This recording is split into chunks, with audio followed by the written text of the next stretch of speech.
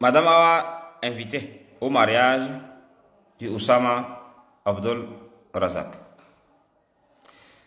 Madame Awa s'est dit, non, la façon dont l'enfant m'a considéré, la façon dont l'enfant m'a éveillé, je ne peux pas refuser son invitation.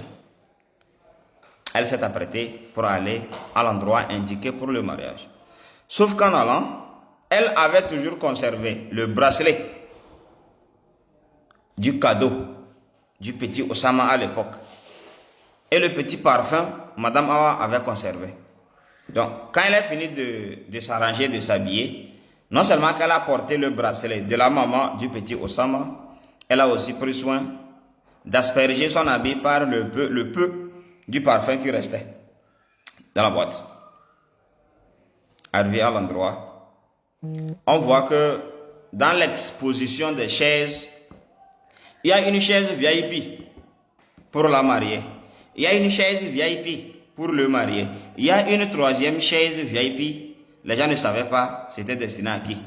Puisque les collaborateurs, les collègues de Oussama savaient pertinemment que Oussama a perdu ses deux parents. Oussama seul sait à qui appartient cette place-là. Soudain, Madame Awa apparut en place publique.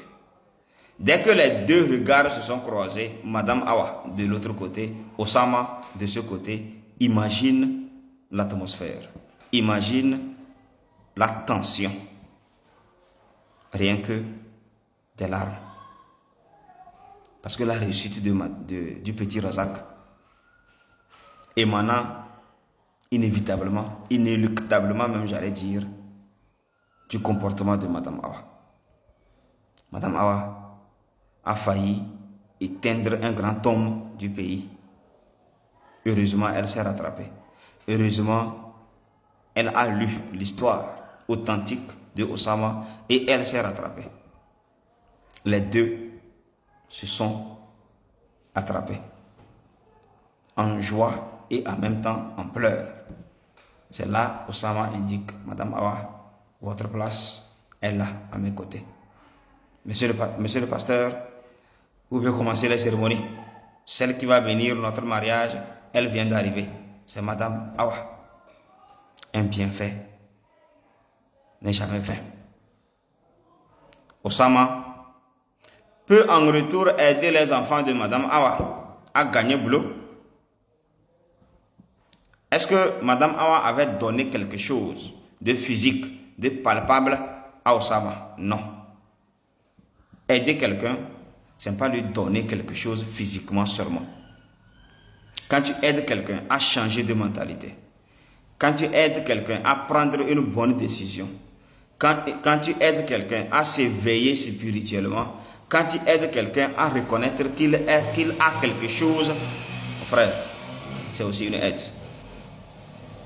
Inversement, c'est pareil.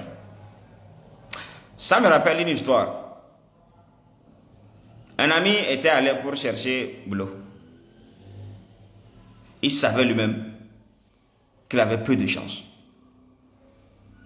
Vu sa situation, il avait peu de chance. Il n'avait même pas quelqu'un pour dire qu'on va l'aider.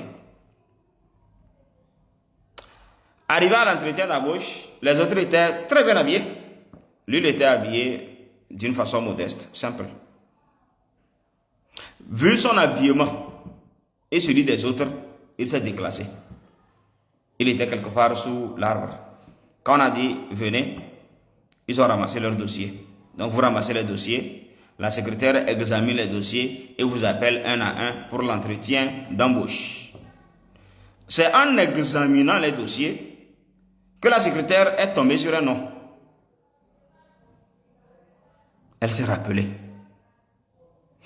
Parce que la secrétaire, quand elle était élève, elle était bandite, insupportable à l'école, au point où on l'a renvoyée même de l'établissement.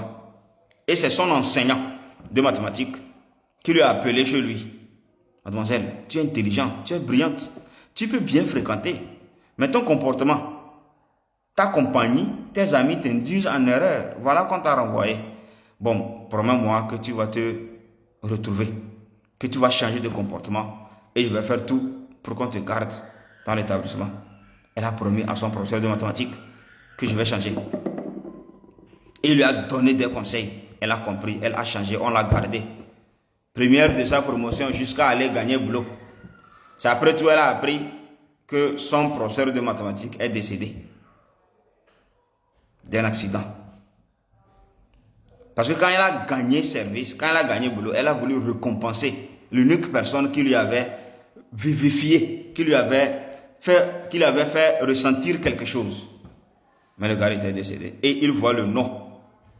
Parce que tellement que le professeur de mathématiques, elle est en classe de 4e, lui avait remarqué, elle ne pourra jamais oublier le nom. Quand elle a retrouvé le nom, elle s'est précipitée à sortir. Qui s'appelle tel? On lui montre un jeune homme assis là-bas, sous l'arbre. Viens. Les autres candidats se disaient que son dossier est sale, lui-même il est sale. Peut-être on veut lui renvoyer ça. On lui a fait rentrer. Plus d'une heure, il est là-bas. C'est là-bas la secrétaire lui dit, tu t'appelles comment? Il a donné son nom. Tu viens d'où? Je viens d'ici. Ton papa est où? C'est là le jeune homme baisse la tête. Que madame, mon papa est décédé. La dame a pris 10 minutes, la tête baissée, en essuyant les larmes. Elle dit, dis-moi, est-ce que ton papa faisait quoi comme métier? Il dit, bon, j'étais petit, mais on m'a dit qu'il était enseignant de mathématiques. Madame, la secrétaire n'a pas pu contenir et retenir ses larmes dans ses yeux. C'est là il dit, si je suis ici, c'est grâce à ton papa. Si j'ai ce que j'ai actuellement, c'est grâce à ton papa. J'étais insupportable à l'école. Il m'a aidé. Il m'a tendu la main. Donc toi, tellement que je voulais lui récompenser, tu vas prendre sa place. Tu deviens secrétaire adjoint à partir d'aujourd'hui. Lève-toi. Il sortait avec le jeune homme. Il a dit aux autres que bon, retournez. Revenez 2 semaines après. Je ne suis pas en bon état. Mais votre camarade est embauché.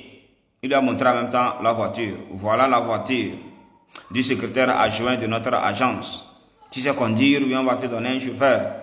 Le gars a trouvé travail. Pourquoi? Parce que son papa, entre-temps, avait fait du bien. Son papa, entre-temps, avait posé un bon acte. C'est pourquoi j'ai commencé en disant, quand tu fais quelque chose, en bien ou en mal, ne pense pas que c'est fini. Si toi, tu ne récoltes pas les fruits, tes enfants ou tes petits-fils en récolteront. Si c'est du mal, les répercussions, là, c'est inévitable. Alors, que chacun cherche son petit Oussama Abdul Razak. Dans chaque quartier, il doit avoir un petit Oussama Abdul Razak. Chaque matin, tu vas, tu prends la bouillie avec les gâteaux 200. Et tu vois un petit garçon qui passe devant toi et il te regarde. Il va à l'école, il te regarde. Tu veux qu'il te dise que, monsieur, j'ai faim, donne-moi 50 francs. C'est ton Oussama Abdul Razak. À chaque fois que tu arrives, au lieu de boire la bouillie 200, bois 100 francs. Réserve 100 francs là-bas. Dis à la revendeuse de la bouillie qu'il y a un petit garçon qui passe ici. Quand il passe, arrête-lui, serre-lui 100 francs. Chaque matin, tu fais abonner le petit. Le petit, dans sa tête, sait que en allant à l'école, j'ai bouilli 100 francs à boire avant d'arriver à l'école. Imagine la joie qui va animer cet enfant chaque matin quand il se réveille.